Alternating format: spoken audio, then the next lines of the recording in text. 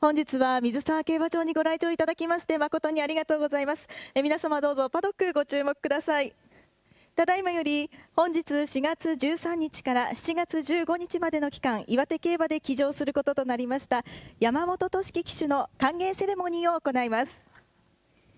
まずは山本俊樹騎手のプロフィールをご紹介いたします。1992年1月30日生まれ、岩手県出身、船橋競馬千葉県騎手会所属。戦績は4月12日時点で2908戦177勝。岩手では板垣義則厩舎の所属となります。それでは早速ですが、山本俊樹騎手からお話を伺いたいと思います。まずは早速、先ほど2レースでの騎乗ありましたけど、水沢での騎乗ってどうでしたか？全然初めてだったので、どんな感じなのか感触を確かめながら乗ってきました。盛岡での騎乗は結構あるんですけど、水沢は初めてでしたか？初めてです。今回どのような経緯で岩手競馬での短期騎乗ということになったんでしょうか？岩手競馬のジョッキーが少ないということで、話をいただいて、この機会で、せっかくのチャンスもらったので来ました。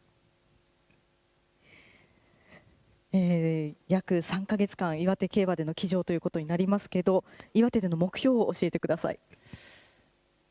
兄のように綺麗に乗れるように頑張ります。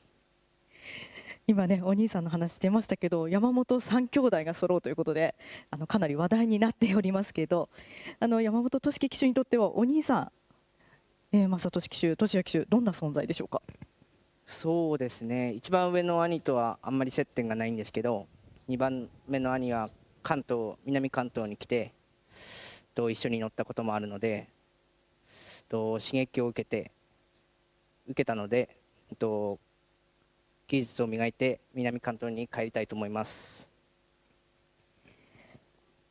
今日この後6レース、10レース、11レースで3兄弟での対決ということになるんですけどどんな気分ですか？あんまり気にしてないです。はい。そうでしたか。はい。今日もね、早速全8クラ、そして明日もね、9クラとね、多くの騎乗予定ありますよね。はい。いっぱい騎乗依頼いただいてありがたいです。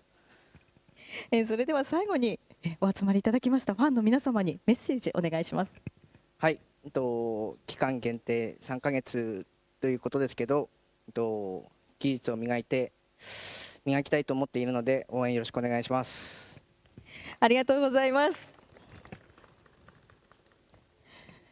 それではここで、山本俊樹騎手の岩手での活躍を期待いたしまして花束を贈呈いたします。はい、では山本俊也騎手にお願いいたします。